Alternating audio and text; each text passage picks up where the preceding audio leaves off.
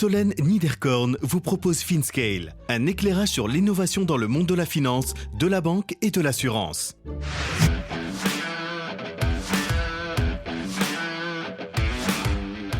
Connaître son client sans y passer des heures. Yann Rancher, entrepreneur et VC, vient nous parler d'Endorse.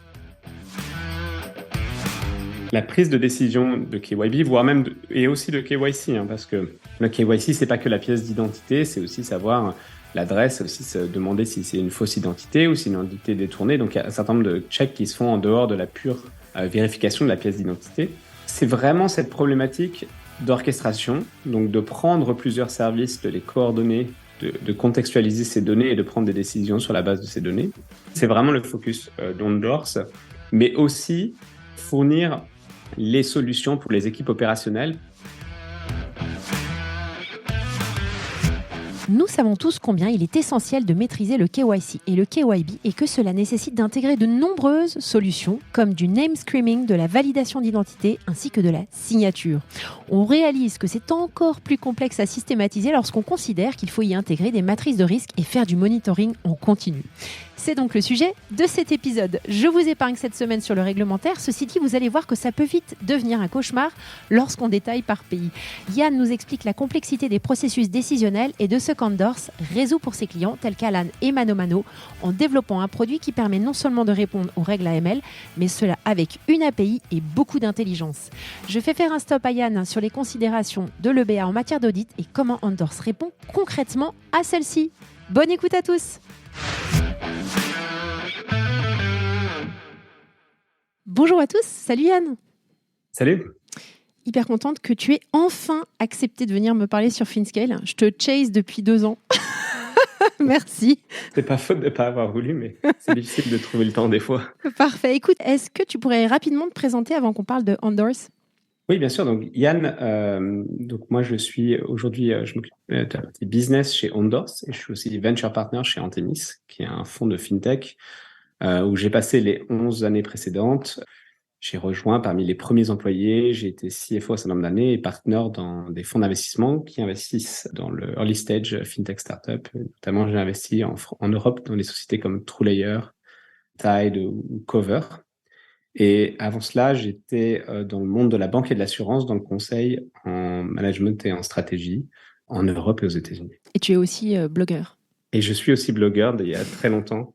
Ouais. J'ai créé un premier blog qui s'appelait TechFin, qui malheureusement a disparu avec les renouvellements de noms de domaine et la période de Covid. Mais j'ai écrit sur la fintech depuis 15 ans maintenant. Et je suis dans le milieu de la fintech depuis 15 ans, ce qui fait vieux pour la fintech. Super, un des dinosaures, on va dire. Ouais, si je le prends bien. Si, au sens positif. Alors Yann, comme tu le disais, on va parler de Endorse, qui est ta nouvelle... une de tes nouvelles aventures à ce jour. Et c'est à la croisée de plein de chemins, à la croisée entre le digital, l'identification digitale, la signature, et à la croisée de plein de réglementations, notamment eIDAS, anti-money laundering, etc. Donc j'aurais aimé que tu nous mettes un petit peu de clarté sur ces sujets-là et qu'on prenne peut-être un vrai cas d'usage pour essayer de saisir l'ampleur de ce souci qu'ont un certain nombre de sociétés, des marketplaces, des players aussi dans le secteur financier, pour identifier correctement les différents stakeholders, pas uniquement les clients, mais un certain nombre de personnes et de sociétés dans leurs écosystèmes, et nous expliquer à quel point c'est problématique pour eux, pour adresser correctement ce sujet-là, et notamment d'un point de vue réglementaire. Pour remettre ça dans un contexte plus large, on va dire depuis environ un peu plus de 20 ans, un certain nombre de lois sont progressivement passées pour en renforcer les contrôles qui sont faits dans le secteur financier, notamment liés au blanchiment d'argent, au financement du terrorisme et au financement d'activités illicites. Et ça, c'est un trend où le régulateur donne des exigences de fonctionnement aux sociétés qui sont régulées, et ces exigences de fonctionnement, elles sont en partie liées à l'identification de leurs clients. Et l'identification de leurs clients, mais aussi l'identification parfois de ce que font leurs clients, donc où est-ce qu'ils envoient leurs paiements, qu'est-ce qu'ils font avec. Et donc dans ce cadre-là, il y a un certain nombre de règles de plus en plus détaillées sont mises en place pour dire qu'est-ce que c'est identifier un client, comment on identifie un client, qu'est-ce qui est considéré comme un processus suffisant pour identifier un client. Et comment vous mesurez la qualité de ce processus? Donc, c'est l'approche par les risques. Comment vous mesurez le risque que vous prenez à interagir avec un certain nombre de clients. Et cette compréhension des clients, c'est à savoir, si on prend l'exemple d'une société, c'est comprendre qui elle est, avec qui elle traite, qui sont ses bénéficiaires et autres. Donc, si on prend un exemple concret, on peut dire, là, par exemple, notamment au UK, un certain nombre de lois ont été changées récemment avec la guerre en Ukraine sur le contrôle des entités rattachées à des personnalités russes listées. Et donc, par ce cadre-là, maintenant, une société doit contrôler si elle onboard un client anglais, par exemple, si jamais elle a un actionnaire qui est russe, qu'est-ce que cet actionnaire russe, qui est le bénéficiaire des activités de la société, est listé sur les listes de sanctions qui ont été éditées par le gouvernement anglais. Donc, pour une société 100% anglaise, il y a quand même une problématique qui s'inscrit dans un contexte plus large de personnes listées, mais ça peut être aussi des personnes qui sont poursuivies ensuite. Donc, il y a un exemple concret, il y a une personnalité anglaise qui a été accusée d'avoir facilité les transferts financiers avec les Russes, qui est maintenant listée par le gouvernement, et donc les sociétés où il est bénéficiaire ultime doivent aussi être prises en considération par les sociétés financières qui voudraient leur fournir des services. Donc c'est très dynamique dans le sens où ça peut changer aussi. Ces listes ne sont pas statiques, ces décisions ne sont pas statiques, les pays considérés ne sont pas statiques. Et donc dans ce cadre-là, onboarder une société, ça nécessite de faire un certain nombre de checks pour vérifier, par exemple, est-ce que cette société traite ou est liée d'une façon ou d'une autre à des personnalités russes qui seraient sur des listes interdisant de traiter avec elles en ce moment du fait du contexte. Ouais. Alors, dans ce que tu as cité, il y a un certain nombre d'éléments qui sont ressortis, à savoir l'accès à des listes, l'accès à la validation d'une identité d'un individu ou d'une société. En fait, il y a des solutions qui existent actuellement et déjà depuis pas mal d'années. Alors, je pense à Jumio, Verif, ID Now, etc.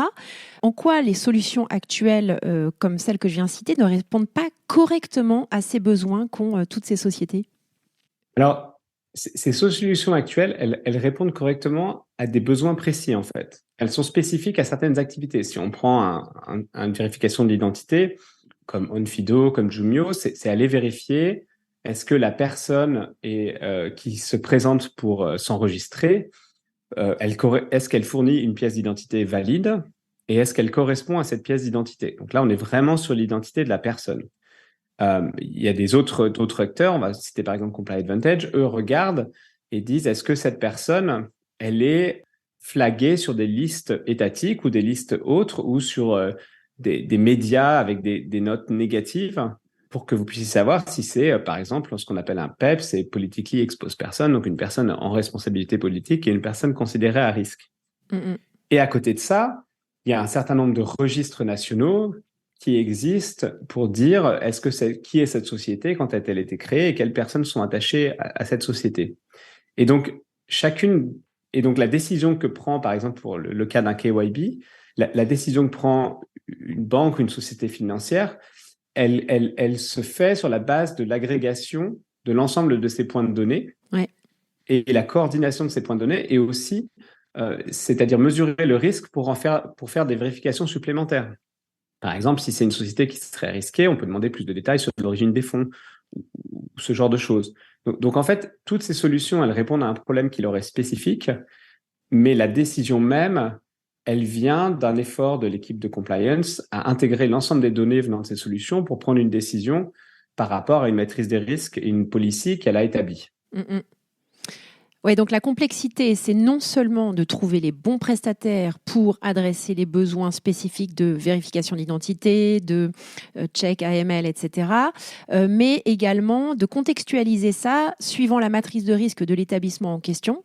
Et dans le cas, alors spécifiquement, ça c'est intéressant, si tu peux détailler, dans le cas des statuts d'agent de paiement, est-ce que ça va avoir un impact sur l'agent en question et est-ce qu'il va devoir se conformer aux règles locales ou à celles de l'établissement dont il est agent?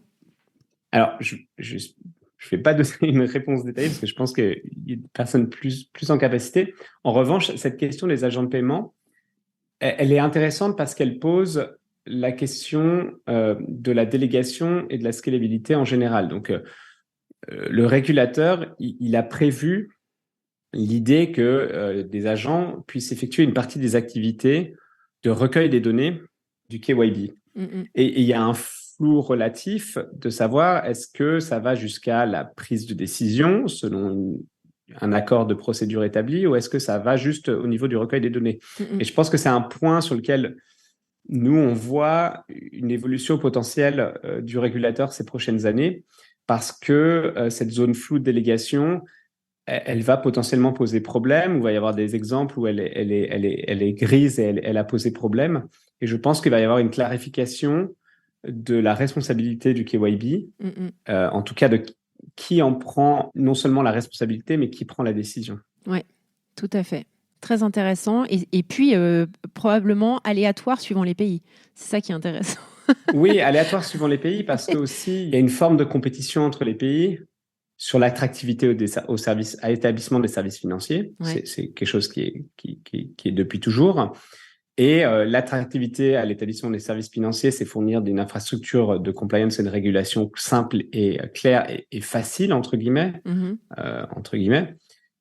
Mais en même temps, l'extrême de ça veut dire qu'on s'expose à un certain nombre de risques et qu'ensuite, il peut y avoir un listing sur une liste grise ou il peut y avoir un pushback de l'ensemble de la régulation européenne pour dire votre application est trop légère ou vous avez des soucis dans l'application et donc il va falloir renforcer vos contrôles. Donc, c'est pour ça que c'est en flux permanent.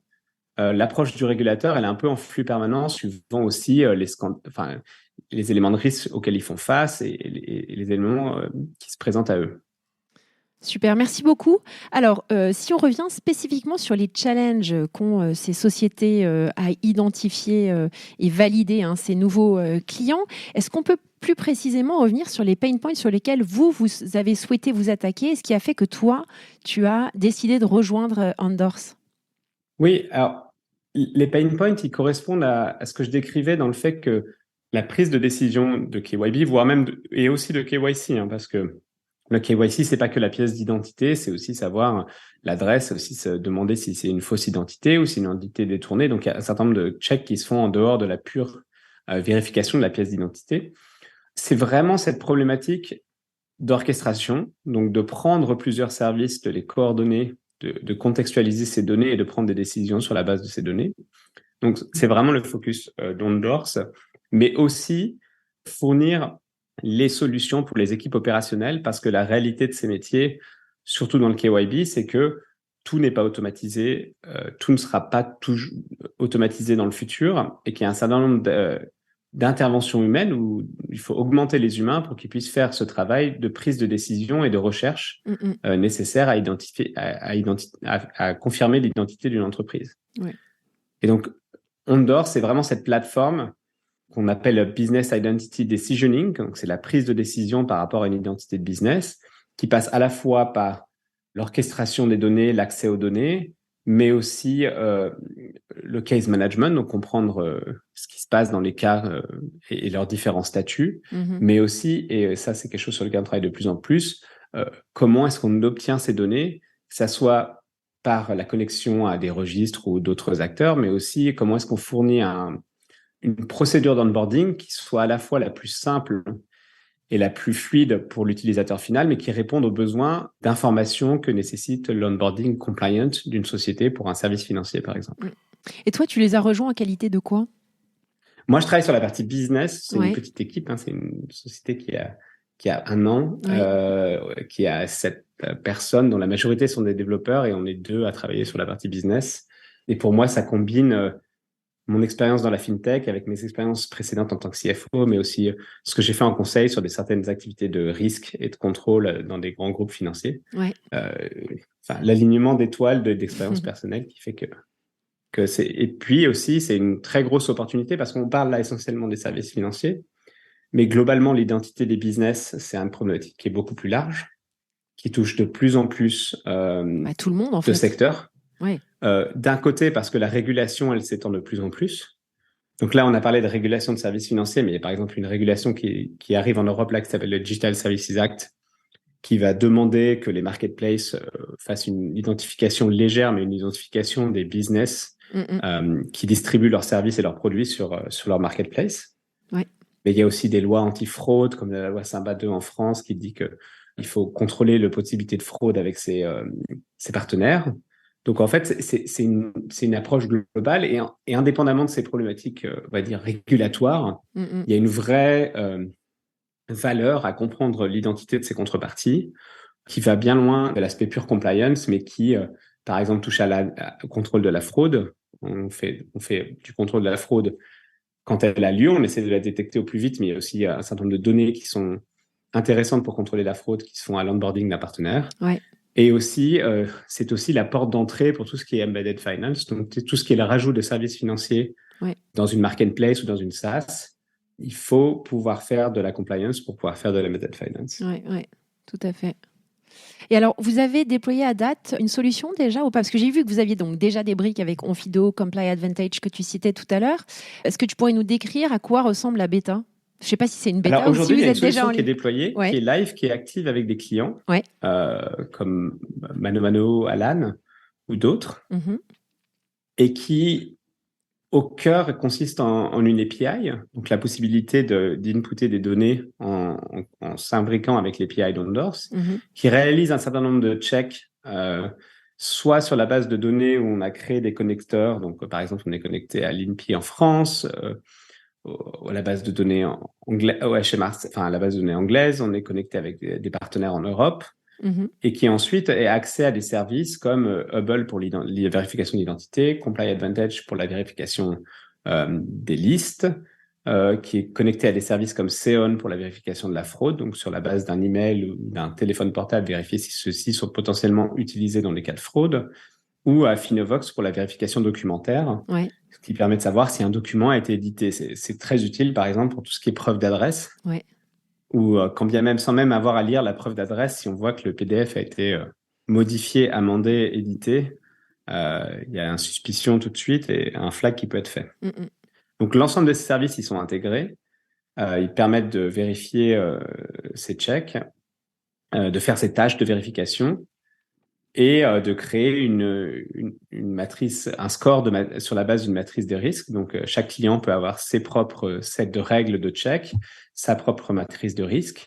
Et là, on est en train de déployer très bientôt un onboarding portal où là, c'est l'expérience d'onboarding pour l'utilisateur final, comment elle trouve sa société, comment elle fournit les données qui permettent de faire un onboarding compliant.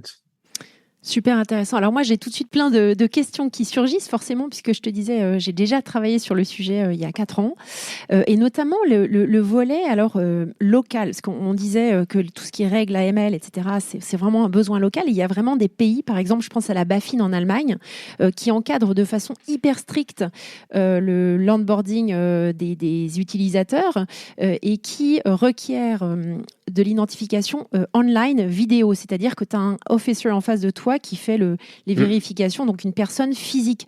Comment est-ce que à terme, alors vous n'offrez peut-être pas encore votre solution à des Allemands, mais comment à terme vous allez adresser ces besoins locaux spécifiques? Est-ce que vous êtes dans une logique open architecture, c'est-à-dire où vous donnerez la possibilité à vos clients de choisir finalement la méthode d'identification ou le name check qu'il ou elle souhaite mettre en place dans sa boîte?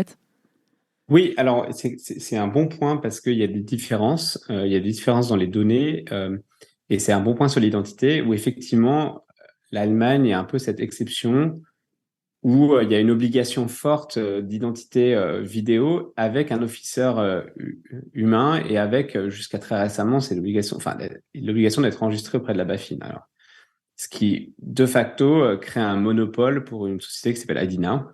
Et Poste, et Poste. Et la Poste, Et la voilà. Poste, ouais. La Poste qui le fait en personne même. Ça permet d'aller dans un bureau de poste pour s'identifier.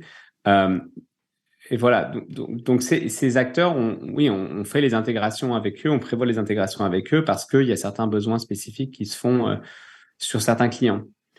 Et ça, je pense que ça montre la nature de la complexité du problème. C'est-à-dire que il y a des exigences particulières. Et on en vient, par contre, ce qui est intéressant, c'est que si on est une société française qui fournit des services à des sociétés allemandes depuis la France, on n'a pas cette obligation-là. Ouais. C'est le paradoxe de la régulation.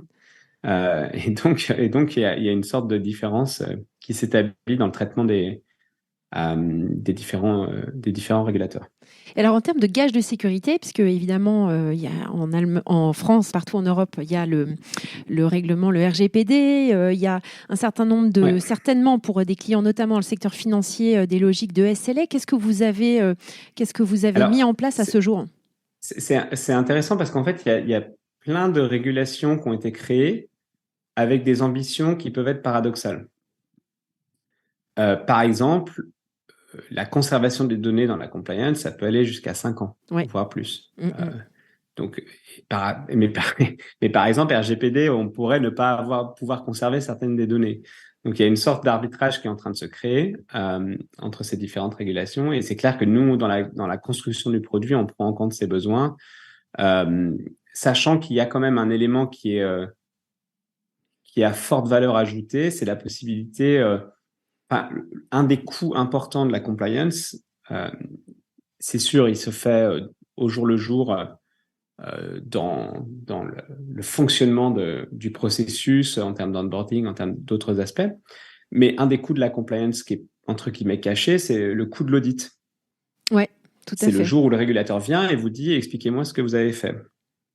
Et là, clairement, la possibilité d'avoir un système centralisé qui garde un log complet de l'ensemble des activités, mais aussi l'accès aux différents documents et pièces justificatives, et finalement qui garde une histoire des processus, c'est un avantage majeur. Donc, c'est une des valeurs essentielles de la plateforme, c'est de fournir ça. C'est-à-dire que toute action sur la plateforme, que ce soit une action performée par une machine ou par un humain, elle est loguée et elle est auditable. Oui, c'est ça, parce que j'allais revenir sur la question des droits d'audit, puisque l'EBA a mis en place un certain nombre de guidelines, notamment pour tout ce qui est sous-traitance.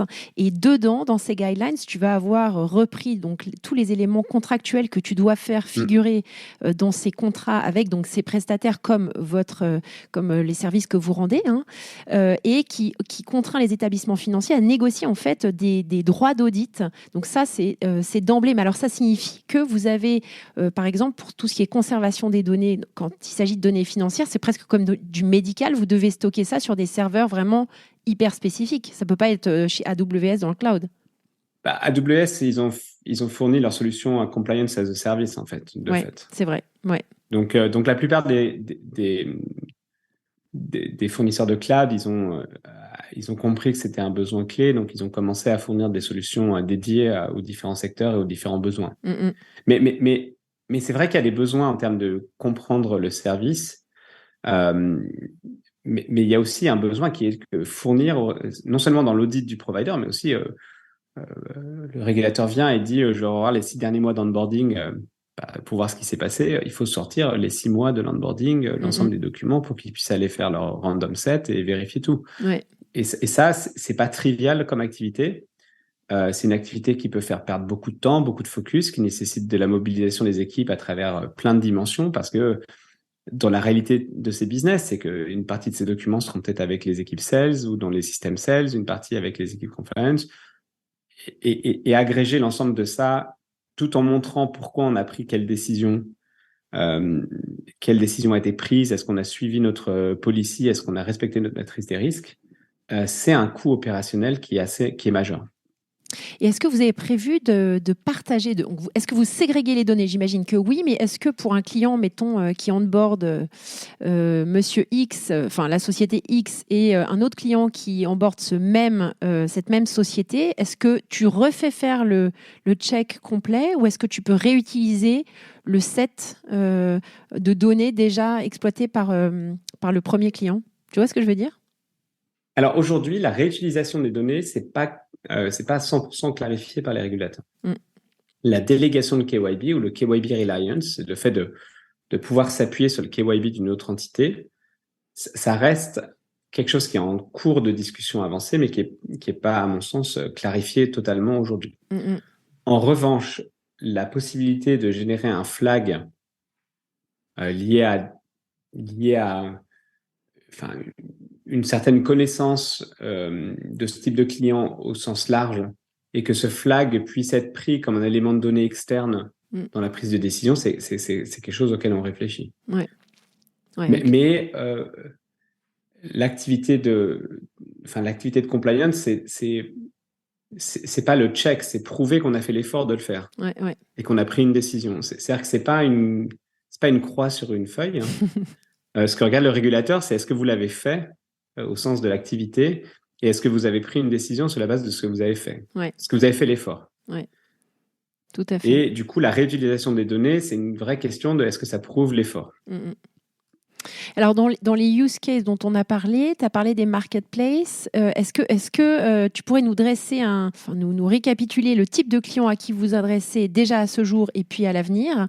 Et puis, je serais intéressée aussi que tu nous expliques un petit peu votre stratégie go-to-market, sachant qu'il y a déjà pas mal de monde sur le sujet et pour vraiment nous expliquer le positionnement et comment vous allez marketer tout ça. Ouais.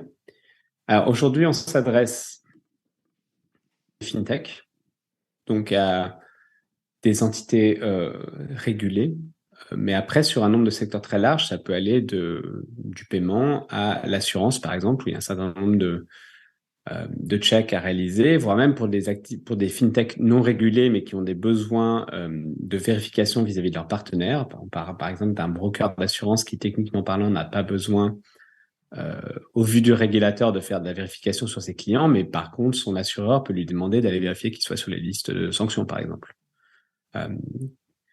Donc, c'est l'ensemble de ces clients des services financiers. Ensuite, on a des clients dans le monde des marketplaces, notamment liés au Digital Services Act.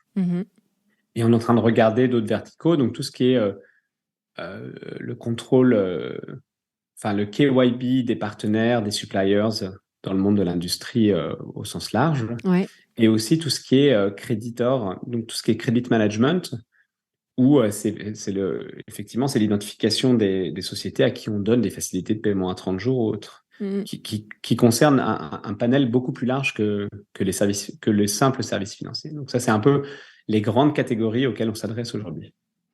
Je dirais, toi, ce que tu mets sur ta feuille de route en termes de stratégie d'acquisition de ces clients-là?